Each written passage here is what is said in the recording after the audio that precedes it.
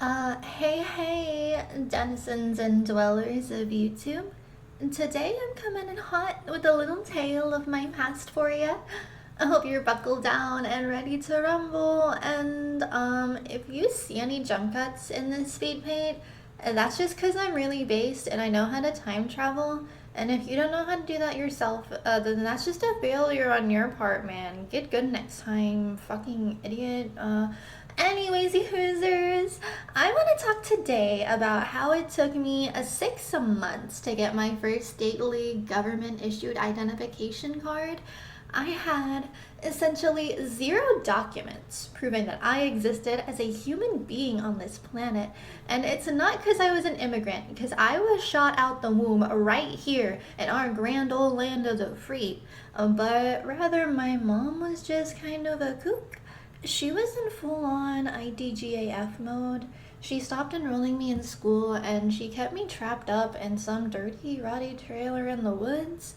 I'm sure that inspires some visions of reverse Eric Andre type shit, locked behind bars by some abusive woman keeping me trained to remain silent with a whip.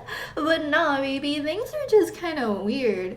My mom had epilepsy and she couldn't drive, and my family had a metric fuck ton of land deep within Piney Woods territory, and my mom had trouble getting a job without the ability to maneuver a motor vehicle. So we got evicted from our apartment due to lack of money to pay a mysterious force called rent.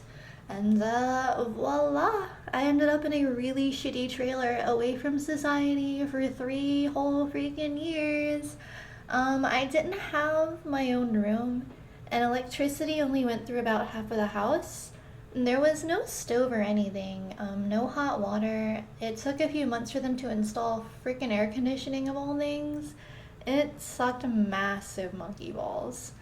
I managed to escape that situation once my mom fell victim to her epilepsy, but that's a whole other story. Anyway, turns out my mom had kept zero records of my life on this earth. I didn't have a social, I didn't have a birth certificate, I didn't have any of that bullshit.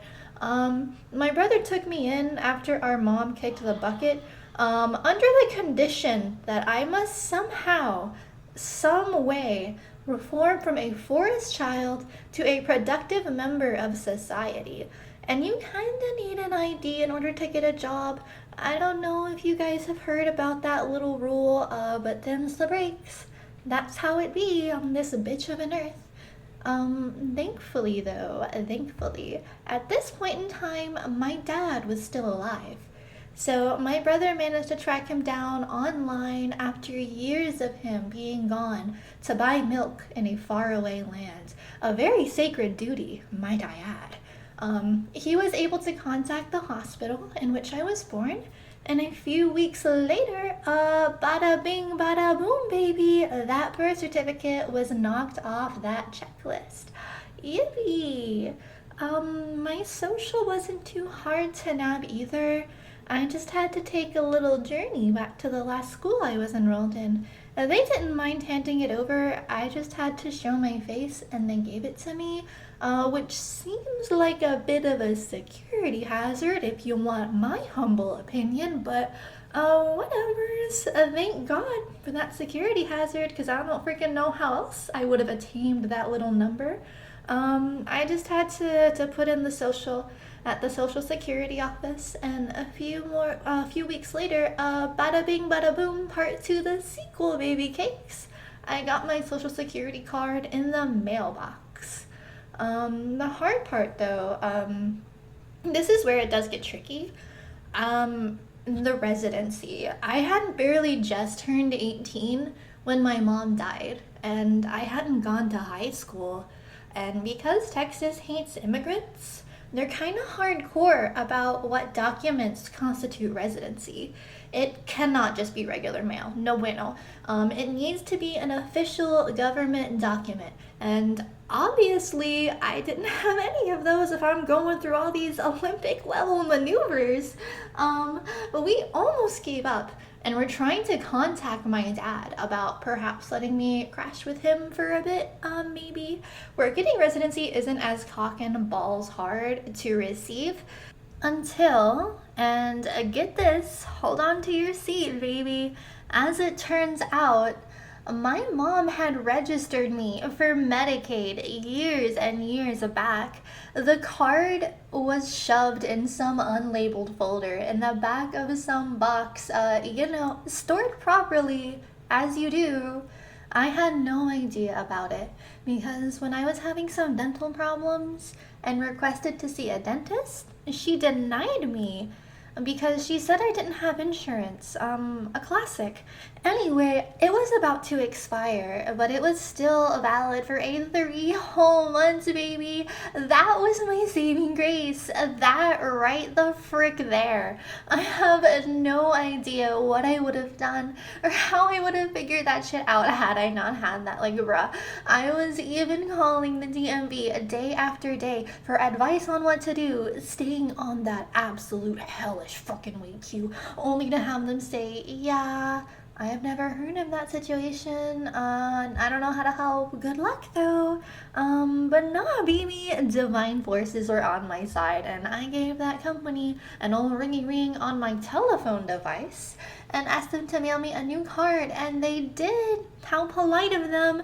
I was finally able to use that to go to the DMV and wait a metric fuck ton of time in line, and I finally managed to get my ID. I almost got sent home that day because the line was really long, but there was a nice lady a few slots ahead of me who said she needed to go home, and she gave me her ticket, and I was the last person served for that day. Oh my god, I love whoever she was. Absolute angel sent woman. But after that, I got my little temp paper card. You know what I'm talking about. And I was a fully identified citizen of the United States of America. I got my prints taken and everything, so if I ever commit a crime, they're gonna know it's me, unless I'm a very careful girl. Anyway, I soon got my hard copy of my ID. It took a little bit to be deposited into my mailbox, but it got there all safe and sound. And it didn't take too long for me to get my first job at a shitty little pizza joint. Paid bottom of the barrel, shitty Texas minimum wage. But, I was able to pay the bills that my brother assigned to me, which taught me a lot about the world, both my job and my paying of bills. Everything works out in the end. It was a really tough experience, but it did teach me a lot about perseverance and how nothing is really over. Like, there is always a way out of extremely shitty spots. You might have to wiggle and fight and scream a little bit, but you'll get there, I promise you. It also taught me that it's extremely important to keep records of your documents. Hey guys, make sure you know where your social and birth certificate is after this, just saying. But thank you for listening to my silly little story. I do appreciate you sticking around for this long, if you did. And I hope that you will stick around for more, because I do have a bunch of other little jacked up tales of this sort, this genre of little campfire stories. And I have no qualms about oversharing for clicks.